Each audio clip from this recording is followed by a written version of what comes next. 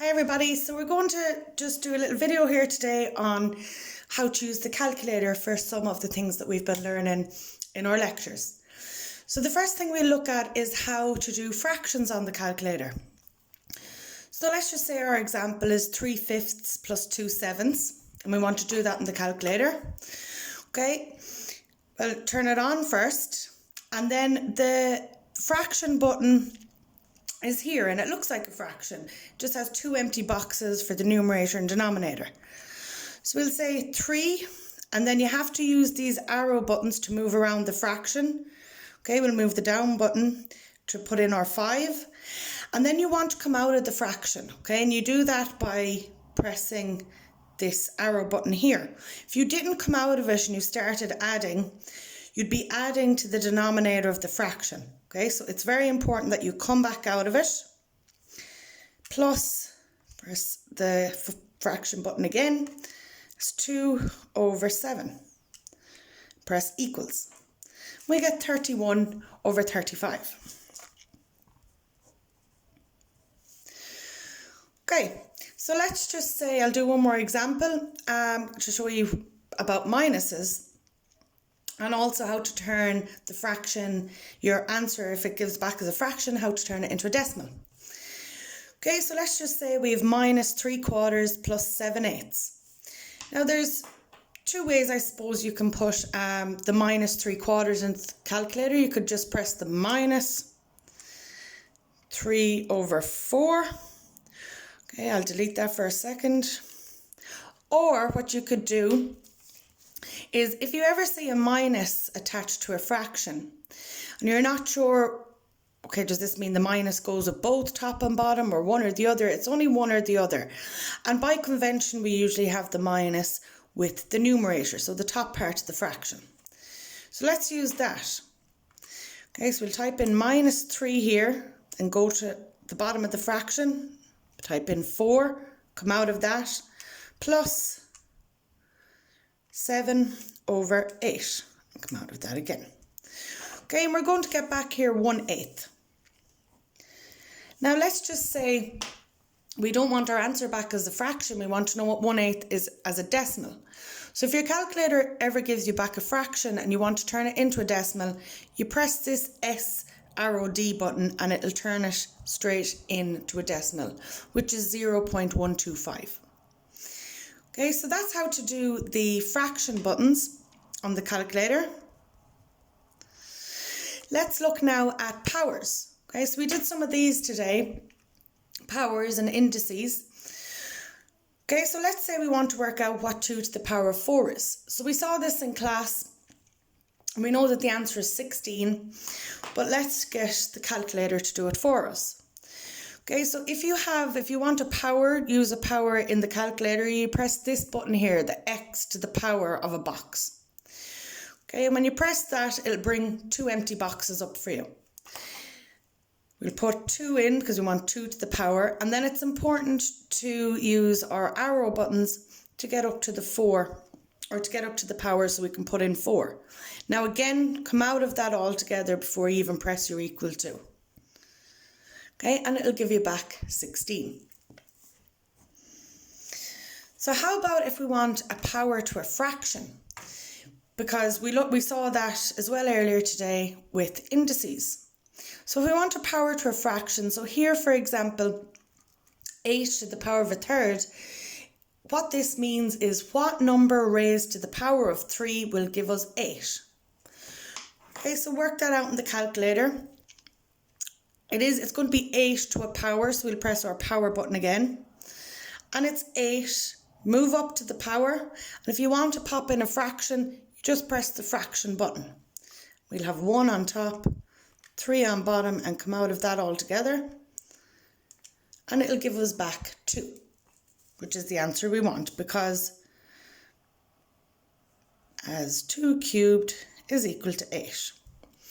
Okay, so that's how to do the fractions and powers in the calculator. And I want to show you something else that comes up as your first question in your journal. Okay, but first I just want to give you a little bit of background about inverses.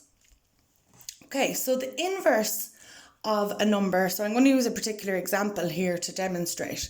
So the inverse of 3 over 5, what it means, and this goes for any fraction, or in general when we talk about inverses, this is more or less what we mean. Okay, the inverse of 3 over 5 is some number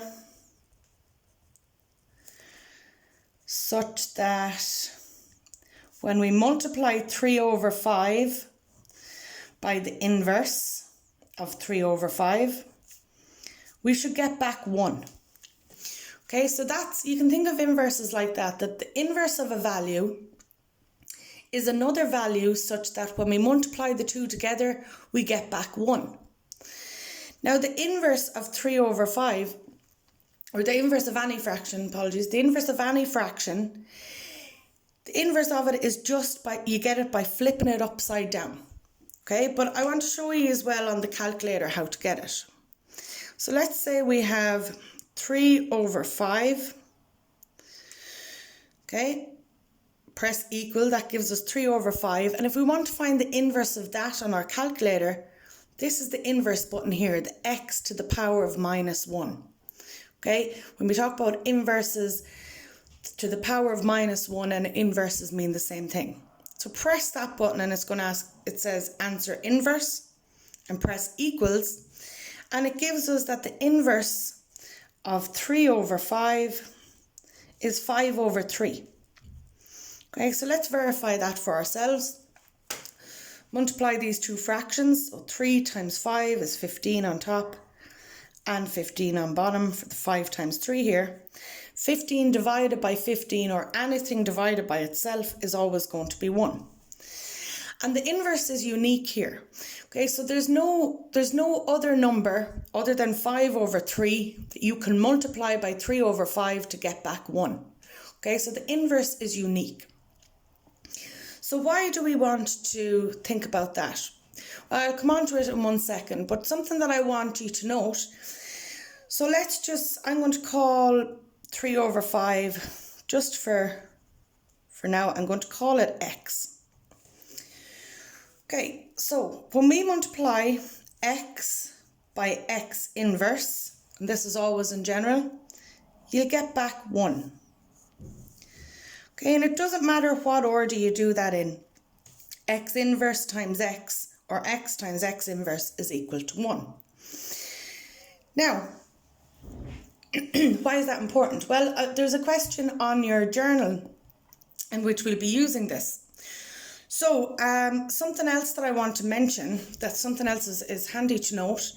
So if you note, the inverse of 3 over 5 is 5 over 3, and vice versa. The inverse of 5 over 3, and you can check this in your calculator, is 3 over 5. Now, how about, and we'll come on to this in a second, how about if we have x inverse and we want to get back x? Okay, if you have x inverse, so if you have the inverse of something and you want to return back to x, the way to do this is to take the inverse of the inverse. Okay, and we saw a rule today in the rules of indices that will help us with this. So if we've x to a power and brackets and to a power, we multiply the two powers. So minus 1 times minus 1 is plus 1. So x inverse is x to the power of minus 1. But we said earlier, x to the power of minus 1 is just the same thing as saying x. So if in a question you know what the inverse is and you want to get back to the original, you find the inverse of the inverse. And that'll be handy for this next question that we're doing. So let's just say we have the formula 1 over r is equal to 1 over r1 plus 1 over r2. And we know r1, 119.1, and we know r2. Okay, and what we want to do, and this is, you might come across this in physics as well, it's a resistor function. Okay, so, and what we want to do, what the question is that you're given this formula. Okay, and you want to find R. Okay, well, we have some information here. Now, if you remember from earlier, one of the rules of indices said that if we have, I think we used A for that, if we have 1 over R, okay, it doesn't matter whether we call it R or A, well, think about what 1 over R is. It's 1 over R to the power of 1. And by the second rule of indices, I think it was, the second rule, this is the same thing as saying R to the power of minus 1. And what did we just say to the power of minus 1 was? It's the inverse. So if we look at this formula, what this formula is telling us is that R inverse is equal to 1 over R1 plus 1 over R2. So we'll work with that for a second. So R inverse is equal to 1 over 119.1 plus 1 over 88.4. Okay, and we can do that bit on our calculator. So 1 over 119.1 plus 1 over 88.4. Okay, and it gives us back an answer there. But we don't want to necessarily write down this answer because there's a lot of decimals here as well, so that's why I'm not going to write it down here. I'm just going to do it all in the calculator. So this tells us what R inverse is, but the question wants us to find R. So R is the same thing as taking the inverse of the inverse, just like we said before. So R is equal to R inverse inverse, and we can just use the rules of indices to show us that. Minus 1 times minus 1 is plus 1, and R to the power of plus 1 is the same thing as saying R. Okay, so what that means is that right here we have what R inverse is, but we don't want R inverse, we want R. So on our calculator we've gotten R inverse. Now to get the inverse of that again, press the X inverse button, say answer to the power of 1, and press equals, and it'll give you back the inverse. So R itself is equal to 50.7. Okay, so it's important just to note that you don't give back, that an equation like this, for example, tells you what R inverse is. So you don't want to give back what R inverse is. You want to keep working so that you find R. And the calculator will do that for you. You'll take the inverse of the inverse, and just by using that button. So I hope that helps, and I'll see you again on Friday. Thanks, guys.